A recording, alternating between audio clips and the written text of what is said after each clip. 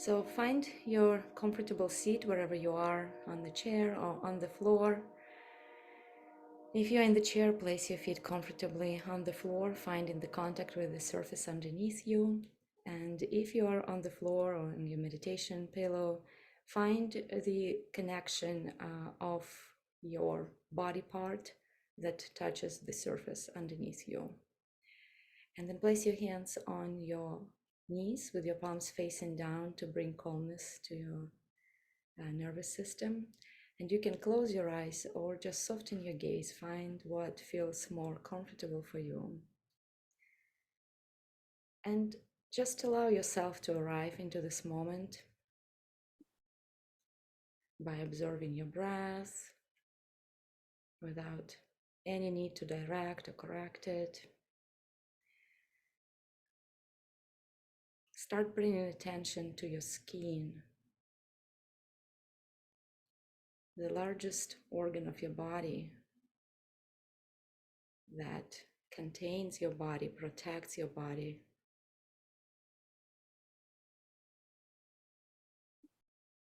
Bring attention to your jaw muscles, to your neck, and relax your skin around your neck, around your jaw,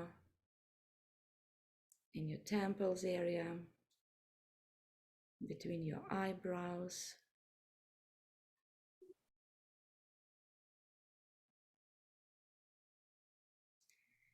And bring your attention to notice how your breath and mind reacts to giving attention to these areas.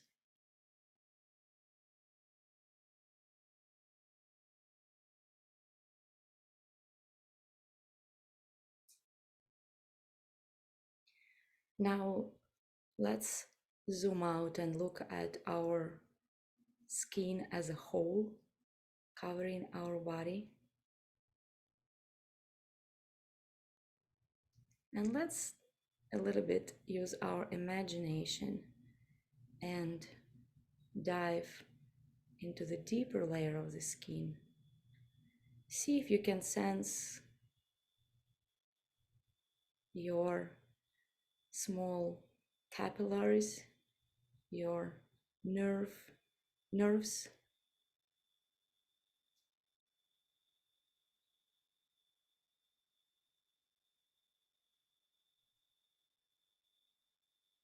And then let's go even deeper and feel our muscle tissue. Can you sense how your muscles are today? Are they supple? Are they relaxed? Is there any tension? Are they well hydrated?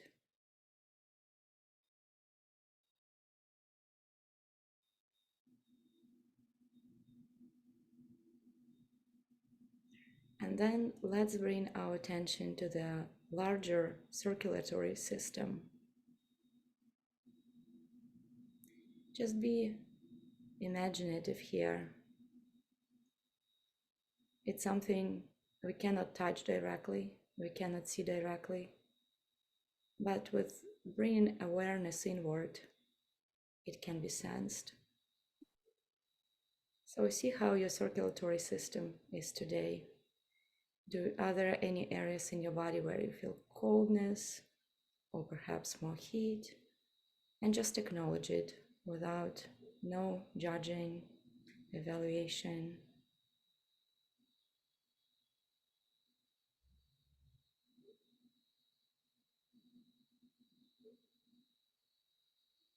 Now bring your hands into your heart center with your palms together. And lightly bow your head to your heart center, an acknowledgement to this beautiful, innate body intelligence that indwells you and takes care of you, protects you, nourishes you. Every moment of your life, whether you're aware of it or not.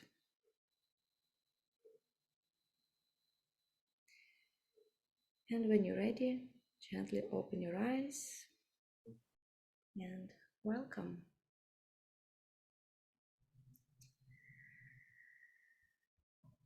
So, Abhyanga, I hope it's a topic that's been of interest for you, and that it's something that you already implement perhaps in your daily routine, or you not implementing yet, but after this session, you will feel more inspired and encouraged to practice Abhyanga regularly.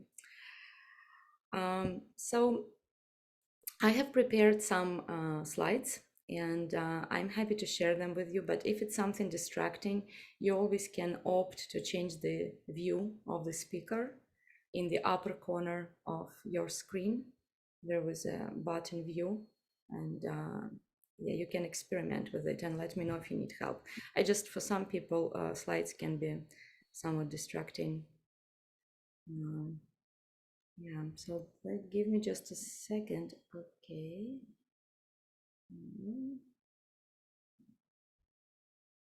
There you go. I hope you can see the slides. So, Abhyanga is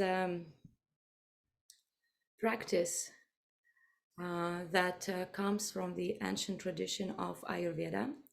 It is a practice of full body massage, Kaya Abhyanga. To be more precise, is a body massage. Then we have Shirodhara, Pada Abhyanga, the foot massage. Shirodhara is the head massage, but we will be focusing today on the full body self massage. And this tradition, as I already, this practice comes from the Ayurvedic tradition, which is more than 5,000 years ago. And nowadays, Abhyanga practiced in many families in India on the daily basis, including the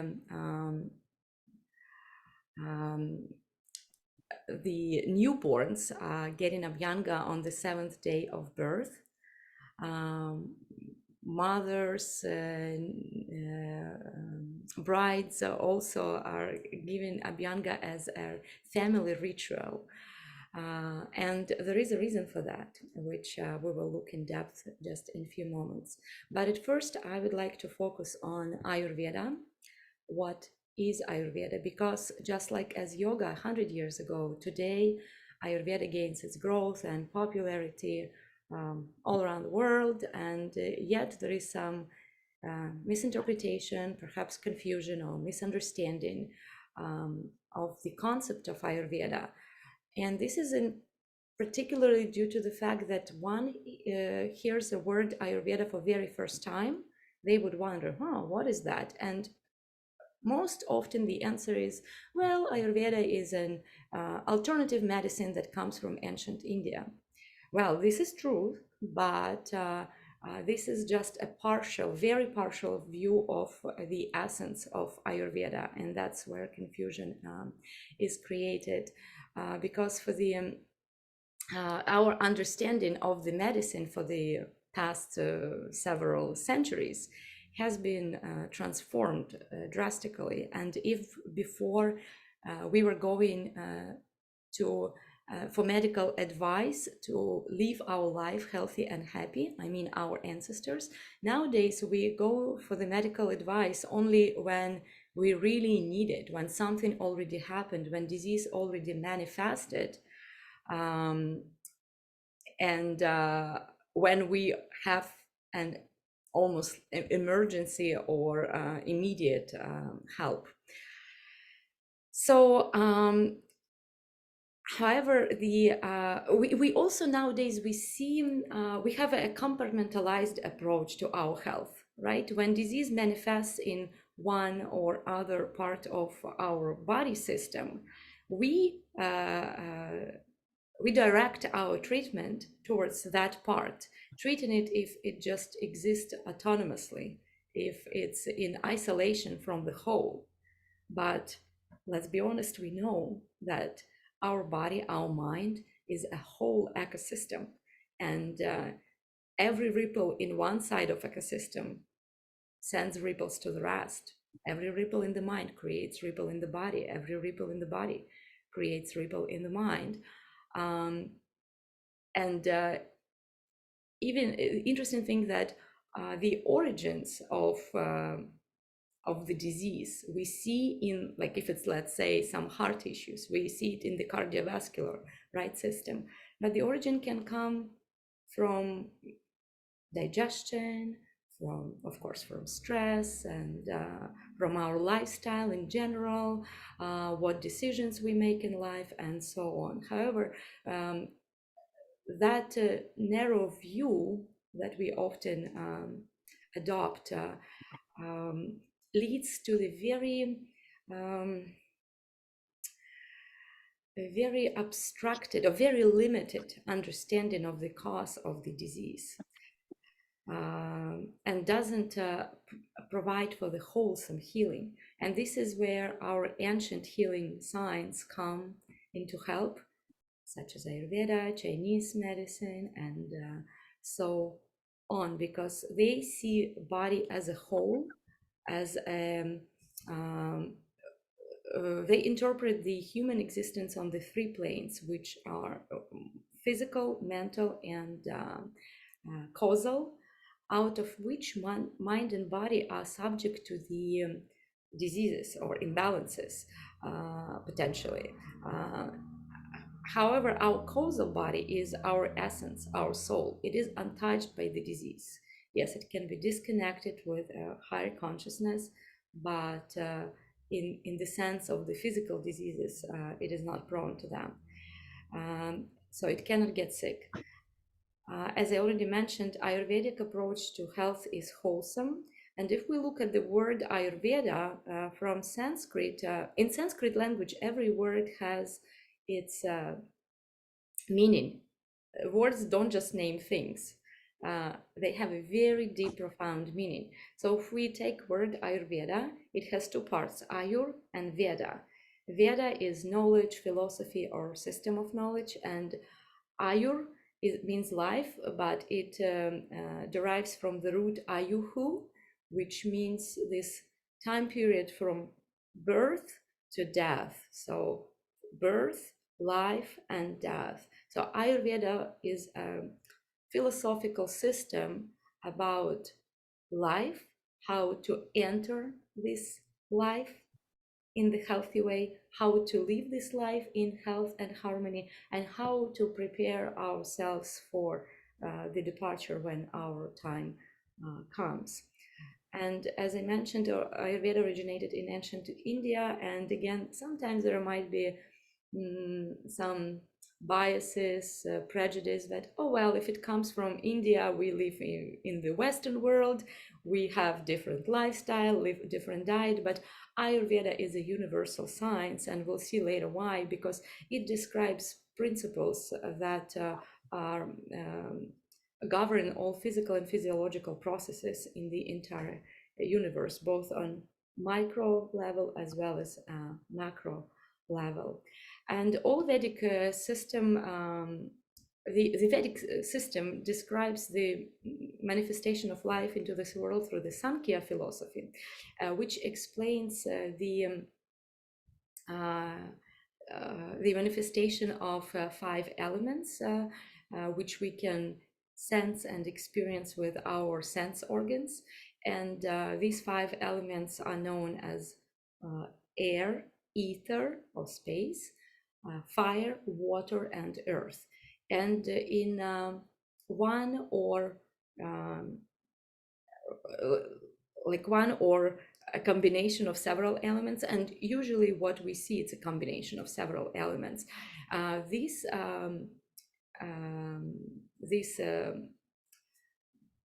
elements realize different qualities, and ancient rishis, who are like modern days scientists, so Vedic scientists, were called rishis. They categorized these qualities into different categories based on their properties, and called them doshas, energetical principles, which we know as Vata, Pitta, and Kapha. And these are the energies that govern, as I already mentioned, all physical and physiological processes, both on micro and macro level in the world. So, such as Vata is an energy that is expressed as ether and air. Therefore, Vata is very light, it's mobile, it's clear, subtle, and as well as rough and dry. And in the moment, we'll see why. In the external environment, Vata is expressed as an energy of wind, and we know wind is very mobile, it's light, and when we get exposed to the wind for the long time, uh, we sense dryness and roughness on our skin, right? Then Pitta, oh, and Vata in the internal environment in our body, it governs all the movements such as peristaltic movement, movement of our limbs, the blinking of the eyes, our inhale and exhale, as well as transmission of the um, sensory signals through our nerve fibers. Pitta is predominantly comprised of fire and a little bit of water, which is there to contain that fire element. In the external environment, Pitta is observed as a solar energy. It is energy of transformation.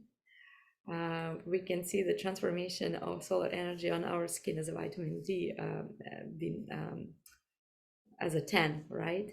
And Pitta is sharp, hot, subtle, light, and oily. Uh, and in our body, it is responsible for processes of transformation both on subtle and gross level, which is transformation of the food into nutrients and the nutrients into our body tissues, as well as transformation of our thoughts and ideas. And then kapha energy is comprised of water and earth element, and it is observed in the external world as a lunar energy. So it is very cooling, soothing, stabilizing. Kapha provides for structure, stability of the body and its tissues. And in its qualities, Kapha is heavy, cold, slimy, smooth, soft, and oily. Um, Now, there is a natural fluctuation of these bioenergies as the time of the day changes, as how we go through the different times of the seasons, the stages of our life, as well as the stages of our digestion. And it is natural for doshas to accumulate at this certain time, then they become aggravated because their qualities increase, and then eventually they subside.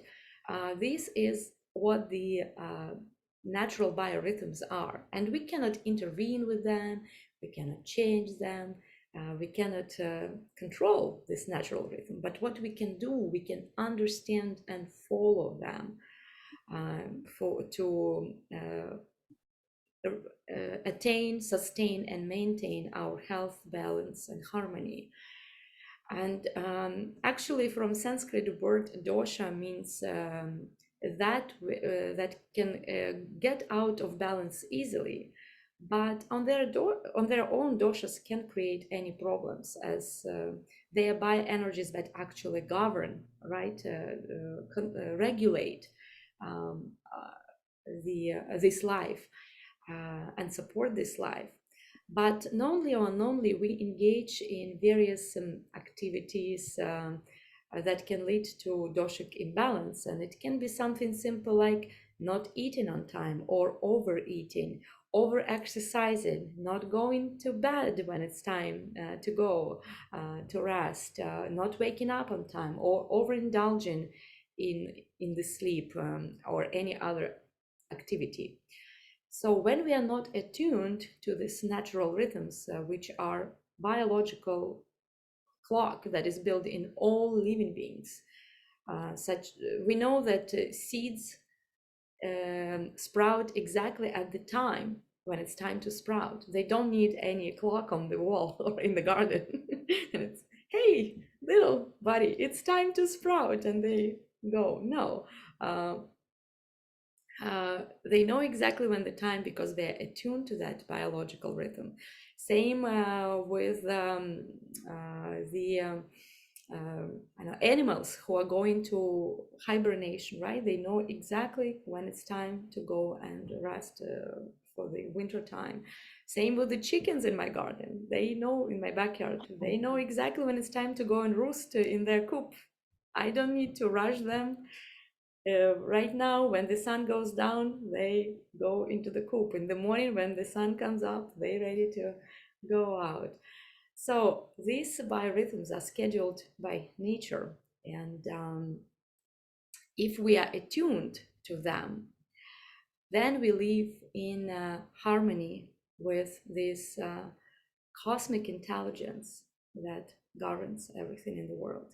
But when we are out of tune of the nature and its rhythms, then the energies in our body, in our mind, they get confused and they get aggravated, vitiated, which further creates the environment conducive for the developing and manifestation of the disease. So our goal is to keep all three doshas in balance, supporting the equilibrium of our mind, body, and our spirit as much as possible throughout the life. Of course, it's not easy. I will be honest with you. But Ayurveda provides us very comprehensive, easily accessible, and available for everybody tools on how to achieve and maintain this balance and how to live our life in the healthy way. Um, and Ayurveda describes in a very detail what are the regimens that we have to adopt and follow, because the Ayurveda has two goals. One goal is to uh, support the health of the healthy person, and the second goal is to cure the disease of the illness. But we know that it's much easier to prevent the disease rather than to treat it.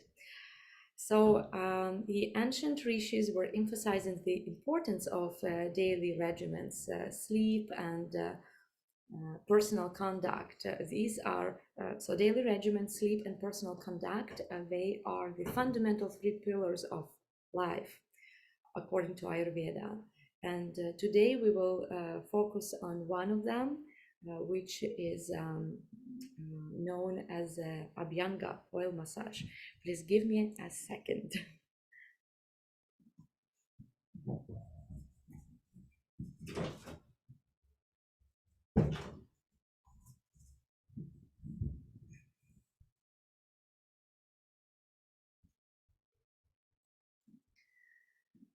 All right.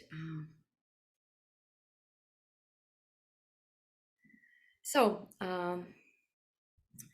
why does Ayurveda prescribe oil massage as a daily regimen? We know that skin is the largest organ in our body and it protects our internal system from the external environment. And it is also a sense organ and a seat of all three doshas. Vata governs sensory response. Pitta is governs the regulates the thermoregulation as well as sweat, and then Kapha provides for complexion and that beautiful luster glow of the skin. Vata dosha, as we know, is naturally of the dry, rough, light quality. So she needs grounding, oleation to feel loved. This is why the regular oil application is essential for balancing this bioenergy. And as we know, in the Western approach, the Western approach to massage is focused primarily on addressing stiffness and inflammation. of the muscles. Abhyanga, in turn, addresses not only concerns of the gross physical body, but also balances subtle energies. And out of three energies, Vata is the most subtle. And the essence of Vata dosha is prana. This is a mother energy that flows in the universe. It can be correlated with the chi energy concept in the Chinese philosophy. So there are 5 subdivisions of prana or Vata dosha, and they are responsible for movement of energies in our body in various directions, such as the energy that is required for digestion is directed clockwise inward around our umbilicus, and you can see it if you follow the slide. This energy is right here. Then the energy that carries the nutrients and oxygen from our core, our heart center, to the periphery, goes from the center outward. And you can see it as this energy here, if you follow the slide. And then the energy that is responsible and regulates the elimination of the body tissue waste is directed downward. And there are 2 more energies that regulate inward our inhale, as well as any energy that we receive from the outside world in, and the energy that takes our exhale out, goes outward, respectively. So Abhyanga harmonizes the flow of all the aspects of Vata. And for this to happen, we have to communicate with our pranic system through a mindful, directed touch and application of warm Vata balancing oils to our sense organ of touch. Skin brings that harmony and balance to the prana. When pranic system is nourished and balanced, the flow of the communication from our brain, heart, lungs to the muscles, bones, literally every cell of our body becomes synchronized in its natural rhythm. And Ayurvedic massage releases emotional tension. It discharges repressed emotions, memories, and provide for deep relaxation, calmness, and ease. Also, we know that skin is covered with many small hairs, and at the base, or at its root, it has a hole that is connected to the sweat gland.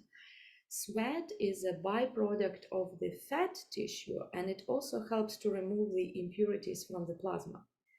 From Ayurvedic perspective, sweat is connected to our emotions, and in particular to anger, such as if person has a repressed anger, hate, envy, then sweat channels are affected by Pitta dosha, and that person will have a very hot sweat. But if person has a deep-seated fear, anxiety, insecurity, then their channels are affected by Vata dosha.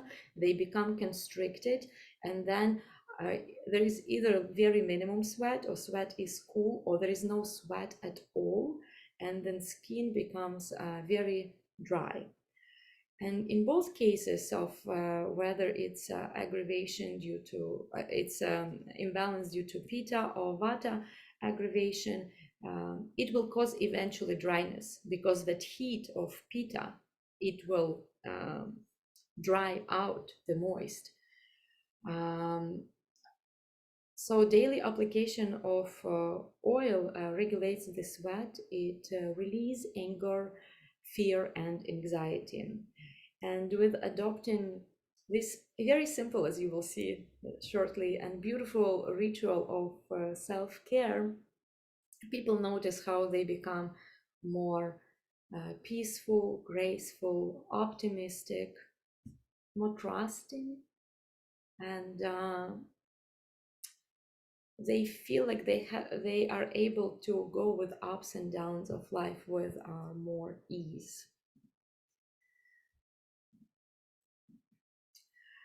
So let's look at the benefits of regular Abhyanga because they are accumulative. Of course, it enhances the beauty. The skin will look very nourished, and it improves the skin of touch because it will be more pleasant, and you will feel more connectedness with your feel of sense of touch. It pacifies all three doshas. It decreases effects of aging and lengthens the lifespan because again it balances the pranic system, so our prana can functions flows with the rhythms of nature.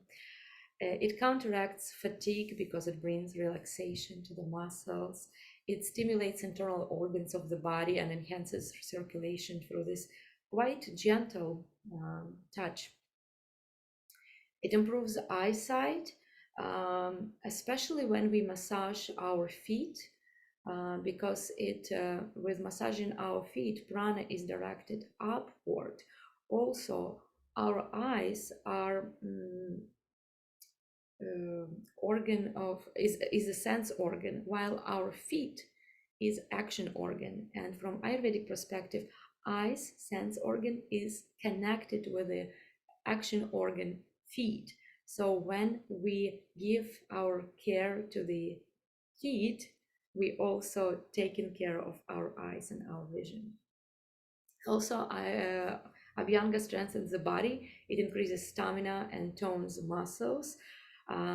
It actually is it's practiced. The oil is applied by the people who practice ancient Indian martial arts, Kalaripaito. So before going into the practice, they would perform Abhyanga. It also helps to prevent injuries. And I actually, when I was in India, just by pure incidents, I happened to attend the Kalaripaito school, and they have like a small Ayurvedic center at the back of their place, which is just fascinating. They perform all these wonderful rituals to support, strengthen their body, and make their practice safe. So Abhyanga also gives a tone and vigor to the body tissues. It increases resistance to the disease because it also improves immunity. It enhances what we call in Ayurveda our ojas. It's an essence of all the body tissues. And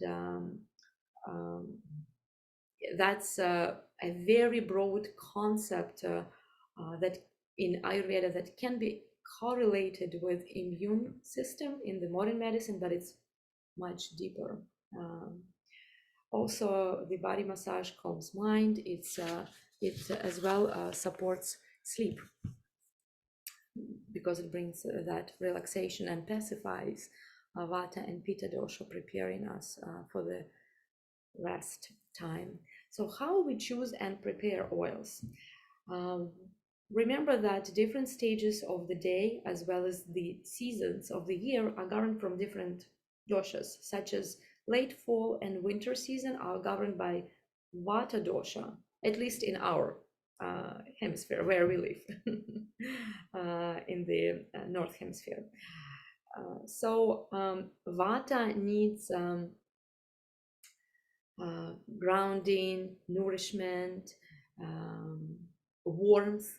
That's why sesame oil is a great carrier for Abhyanga for when we during the Vata season. Sesame oil is warming, nourishing. It's anti-aging. It acts as anti-inflammatory, antimicrobial, and antioxidant.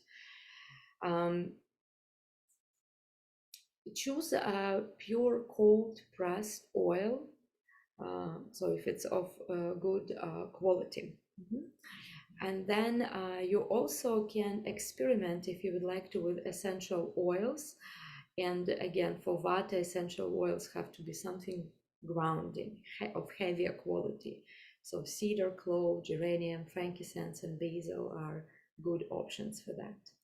In spring season, it's kapha time, and we are about to transition, and we actually already can sense a little bit the transition into the kapha season.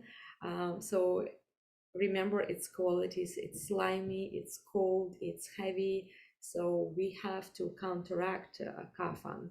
And here mustard oil comes in help. It's very warming, but mustard oil is very strong. So I would suggest to, if you'd like to use mustard oil, to mix it with one part of mustard oil with one part of sesame oil.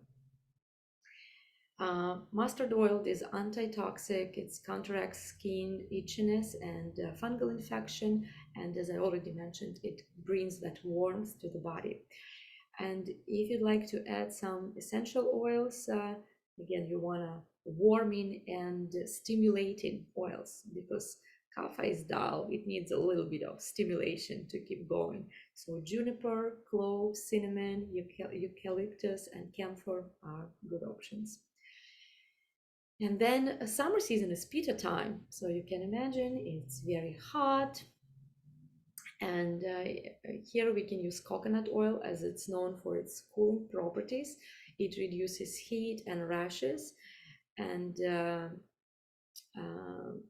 if you'd like to experiment with essential oils, jasmine, vetiver, rose, sandalwood, mint, fennel, and coriander are very cooling oils and good oils to pacify pitta. And again, you can experiment and mix a little bit of coconut oil with a sesame oil, for instance, in summer. But again, remember that you have to take into consideration the qualities or any potential imbalances in your skin and your mind, not just get directed by the season time. Okay.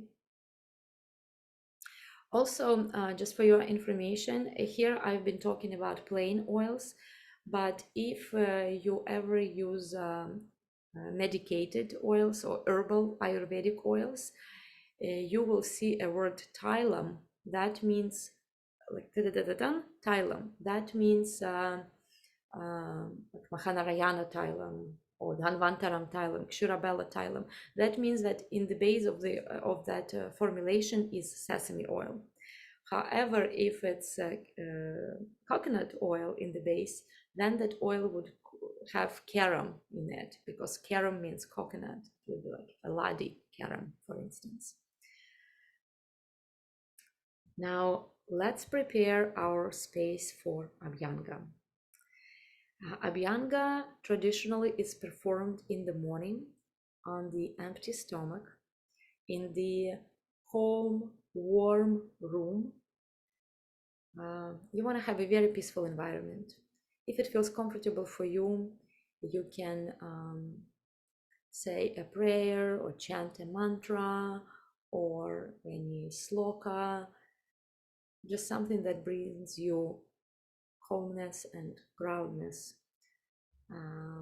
Then you will need about a half a cup of a warm oil, but it will depend on how well your body absorbs oil, such as people with vata constitution, and they might be more prone to the dry skin, so they might use a little bit more of oil.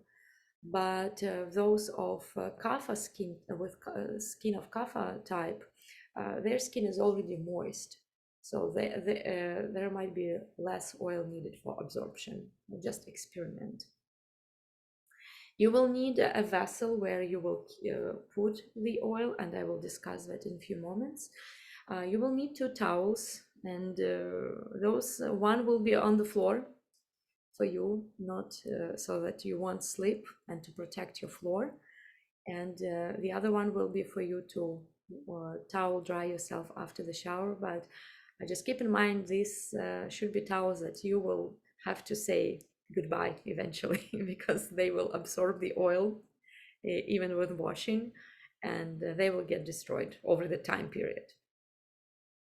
And then you will need some kind of stool, to something to sit on, uh, because we have to be in the very peaceful, calm state of mind when we perform Abhyanga, and be also very careful and mindful about possible slippery feet and slippery floor. So how do we perform Abhyanga? I'm afraid I missed one slide. I didn't miss the slide. I didn't mention on how to warm the oil. So to warm the oil, we can use a squeezable bottle and pour a necessary amount of oil into that bottle, like a plastic squeezable bottle, something that you will be reusing, and just immerse that bottle into another container, vessel. It can be a cup, a sink, even a sink with the hot water, something where it can warm up. So a sink, a cup, another bowl with a hot water. Or you also, for that purpose, you can use an electric oil massage warmer. You can check them. I'm sure they sold on online, or at these stores that specify on oil massage oils. Or also you can just take any ceramic or vessel, like a bowl or a cup, pour a necessary amount of oil there, and then put it, immerse it into another vessel to warm up. So the point is here that the oil shouldn't be warmed up on the direct heat, right? And also, even though like most of Ayurvedic oils nowadays, they come in the plastic containers, in the plastic bottles, I personally don't like to, I don't submerge the same bottle over and over into the hot water. I only put the necessary amount for the massage, if it makes sense.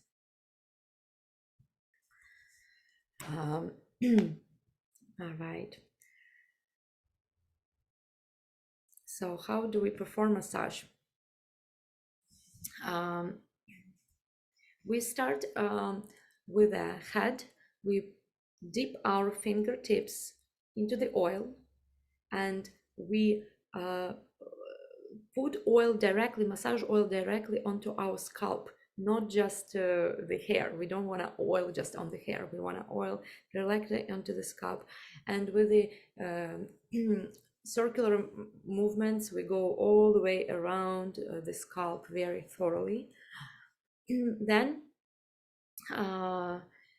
we apply oil on the face with the gentle upward movements from the center of the face outward, avoiding the eye area, because it's not a very pleasant feeling, especially if it's medicated oil, to get it in your eyes. Then we massage our ears very thoroughly, both inside and out.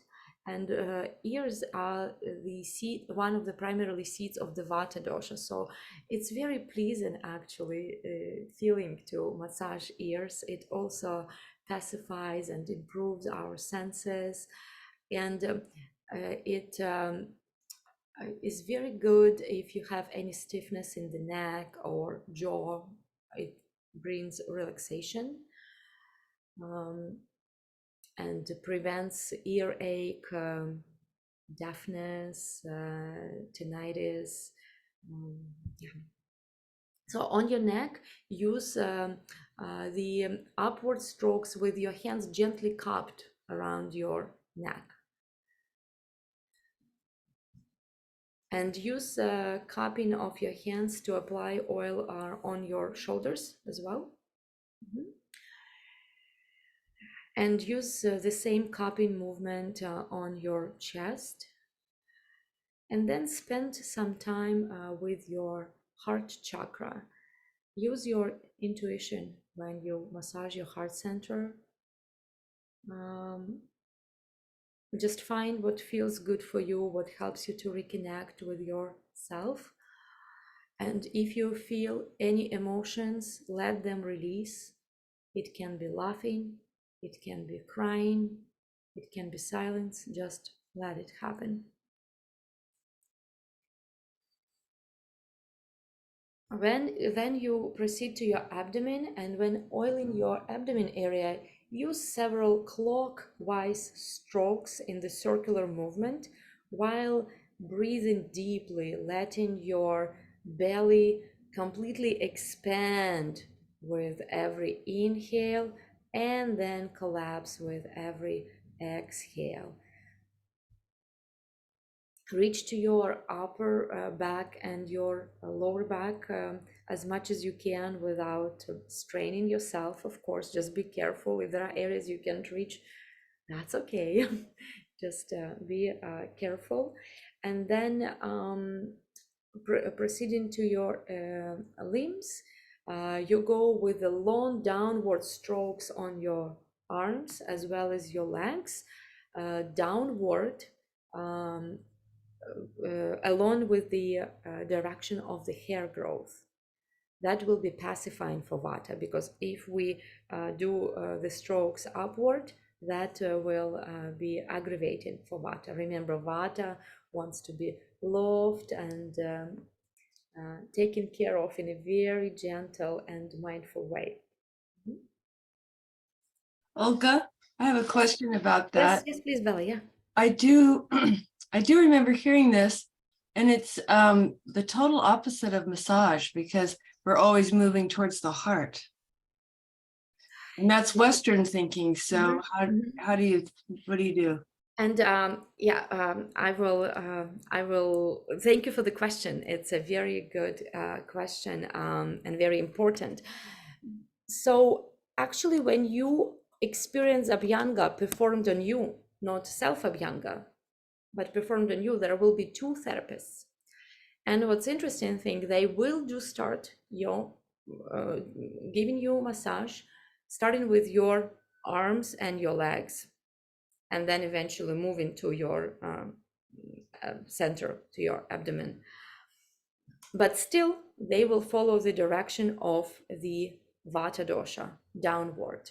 The only time we do massage on our limbs upward is when there is an accumulation of Kapha dosha, so there is stagnation, and that massage will be performed with the dry powder. It can be dry powder, it can be dry powder with a little bit of oil, but that's another good topic.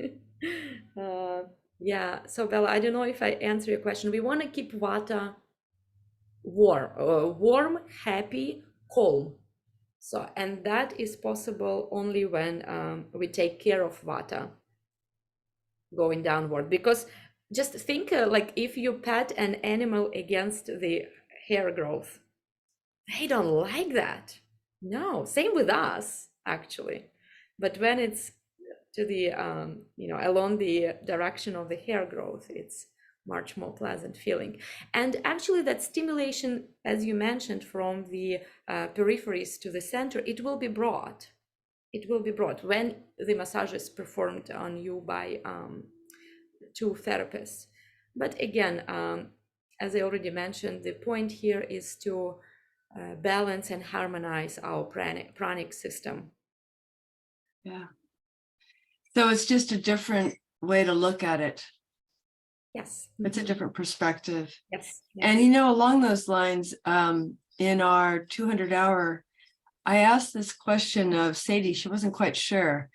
And so I'll pose it to you. And if we can't answer it here, then perhaps I'll reach out to Sarah Joy. And that is the heart value. Is it the Vyana? The one that carries energy from heart to the peripheries, yes. Exactly. And so we know that's cardiovascular circulation. Do you know if it's also circulation of the lymphatic system? It is lymph, it is plasma. Yes, everything that moves in our body is regulated by Vata, and Vyana Vata is the one that carries all the nutrients. And yeah, so lymphatic would fit there. That's good to know. And then lymphatic system, lymph by function is Vata, dosha, Oh, but by structure it will be more kapha, more. hmm. Okay. And I'm kind of assuming that the neurological system isn't part of that, even though it circulates throughout our body. Well, again, like Ayurveda doesn't categorize like, oh, this is, like this Uh-huh. goes into this box and this goes into this box because these energies are so subtle. Yeah. So, nervous system is governed by Vata. Okay. Is Vata. Yeah. Thank you. Yeah, but because all the sub doshas, they involved in all the processes. That's why I was saying in the beginning, we can't, divide it, compartmentalize it. Hmm. It's a union. They always act in the union all together. Yeah. Okay. Thank you so much. Thank you. Um, so we stopped on our arms and legs, and then also spend time giving attention to each toe, to each digit, massaging them very, very thoroughly, as well as your palms and the soles of your feet. And again, be mindful so that you won't sleep. Just keep yourself on that um, towel. And then allow enough time for the oil absorption, right? Um, According to um, Vedic, Ayurvedic acharyas, they are doctors, skin is comprised of 7 layers, and each layer benefits from being nourished with the oil because it further gives nourishment to all the body tissues, which are also 7. And this also a reason why we don't put on our oil um, anything. We shouldn't put on our skin, sorry, anything that we cannot eat ourselves. So there is saying in Ayurveda, we put on our skin only what we can eat because it's just the same process of digestion. Otherwise, our body system is not able to recognize um, the um, the substances that are processed or chemically produced because the composition is not the same as the as the products we get from our mother earth, which are just as us, are comprised of 5 elements. Life is an exchange of these 5 elements: ether, air, fire, water, and earth. So if we put something on our skin that is artificially made, um, there is no guarantee, and most likely there is no guarantee that it will be processed by our body. And actually, with the time, as it accumulates, it actually might create more imbalances. So it takes about 5 minutes for the skin to absorb oil, and then about a minute and a half by each layer of the skin tissue to absorb that oil. And as I mentioned, from Ayurvedic perspective, there are 7 skin layers. In modern medicine, sees 3: the dermis, epidermis, and subcutaneous. But in Ayurveda, there are 7. And so that's why we need time to give time for our skin to fully absorb the oil. It takes in total about 10 to 12 minutes. So ideally it would be if we spend about 20 minutes on the letting our oil absorb into our body before we take shower. And now let's look at the post-Abhyanga procedure. So to bathe after Abhyanga therapy, I would highly recommend not to pour water directly onto the oiled skin, because as we know, oil is not soluble in the water, and it will be even harder then to wash it. As well as don't use soaps, especially those that are of modern soaps, chemically made. What is a good natural source for natural substance ingredient for post Abhyanga procedure are the natural scrubs.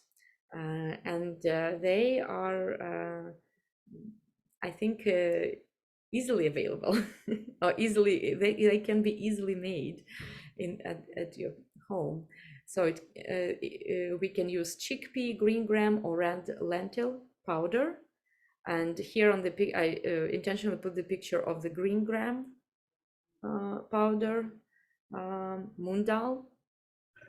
So if you can find the powder, you can find the beans, and you can just grind them. Um, yeah, and mix it with a little small amount of water and start rubbing into your skin. It will act as a natural exfoliator. Green gram flour gives a natural moisture to the skin. It balances the skin, it clarifies complexion, and it is a very cooling and very gentle exfoliator. So make sure you make it really fine powder, not coarse. And chickpea flour, it also is cooling and it absorbs excessive sebum. So it is more beneficial for those who have oily skin, the skin that often breaks, if, yes. And then for the skin that is prone to acne or also breaks, the red lentil would be the best powder. It's also very cooling and very soothing. So when you apply with a gentle rubbing movement, when you apply powder into your skin, it will absorb the oil residue and will give you to your skin a gentle effect of exfoliation. Then you just wash it off with warm water. Again, be mindful at first with your shower, like make sure that the surface is not too slippery, like wash your feet at first, right? Rub your feet at first with the powder. And then you will have to after you take a shower, towel yourself with a dry towel. Again, remember we are using a specially dedicated towel because eventually it will accumulate oil and will get ruined. Also, don't put your towel on any source of heat because it can get inflamed. And after Abhyanga, you want to dress warm, maybe put warm socks. And it's for two reasons: to keep your feet warm and to protect yourself from sleeping, and also to protect your floors from, or your carpet from the oil residue. Right after Abhyanga, please avoid any exposure to the cold, wind, or rain, because that will bring aggravation to Vata, and we just took care of our Vata dosha, so we want to keep it nice and happy. I hope those sounds outside the window don't interfere. Yeah. Okay, because I like the fresh air, but they're doing some garden work. Yeah. Right. Um, and then this ritual might be not suitable for everybody to fit into the daily life, because we have, right, different lifestyles, busy lives. Um, However, what you can do if you don't have time in the morning to apply oil to the full body, you can apply oil to the special areas, which are head, ears, and feet. And actually, many people in India do just this in the morning as well. So we apply a small amount of oil on our head, and we find our bregma point. So the bregma point is a point where our coronal sutures meet with the sagittus sutures. And here is an easy trick how you can find that point. You take your thumb, you put it on your nose, and then with your middle finger, where you reach on your head, that is your bregma point. Yeah. And you just can like move the hair away and apply oil right there, so that you don't make your hair as oily if it's of any concern to you. And then we oil our ears, because remember, it is seat of our Vata dosha. These actually, all three are seats of Vata dosha, and that's the reason why we apply oil. And then also apply oil to our feet. You wanna use the towel to remove any oil residue, if there is any in your ears, in your feet, or even on your bragma point. Mhm. So this is a very short Abhyanga, and then you can, once a week or twice a week, perhaps on the weekend, you can give yourself a full body Abhyanga.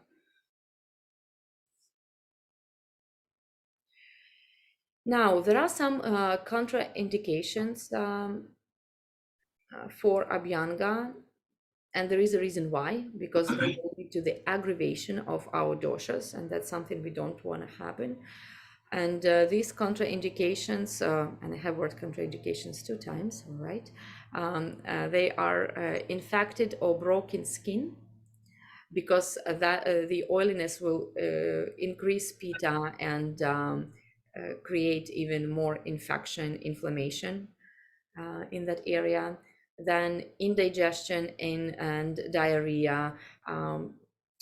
Abhyanga application of oil will impact our digestive fire, our agni. So during these imbalances such as indigestion or diarrhea, our agni is already impaired, so we don't want to interrupt it even more. And also when we have any acute illness, fever, chills, flu, again for the reason not to interrupt our, not to diminish our digestive fire even more, and not to aggravate our doshas, as well as during or right after purification therapies, detox, or what we know as panchakarma in Ayurveda. During these therapies, our Agni is very weak. So we need to spend time to bring our Agni, its strength and power back.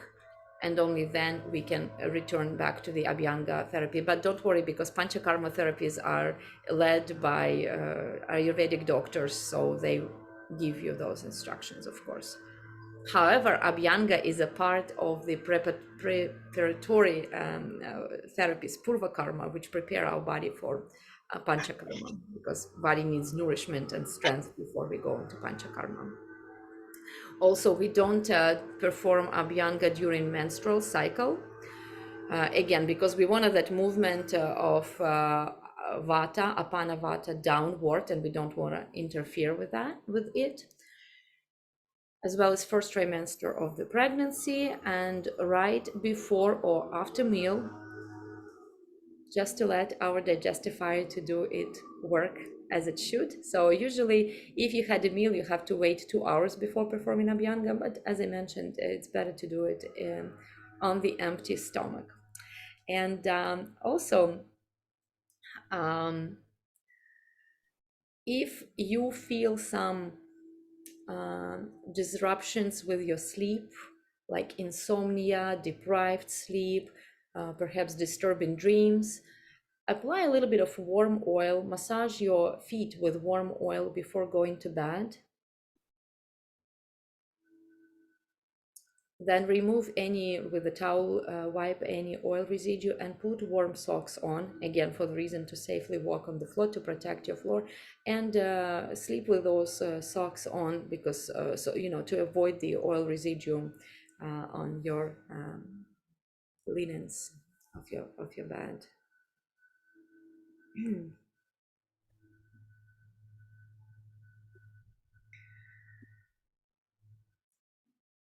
So this is it from me today. Just a reminder that skin is our largest organ. It's protection organ. It's organ of sense, organ of touch, thermoregulation, and skin is self-regenerating, right, organ. It can self-heal, self-repair. We can put as many ointments, band-aids as we want, but it's also with this innate body intelligence that healing will happen. So we want to put on our skin only what it can recognize, process, and digest. So use only natural ingredients. And I hope you will adopt Abhyanga as your regular practice, as your daily regimen. And please share with me any um, any thoughts that you have, any experiences that you feel from your Abhyanga practice. And if you have any questions or comments, any thoughts to share right now, please let me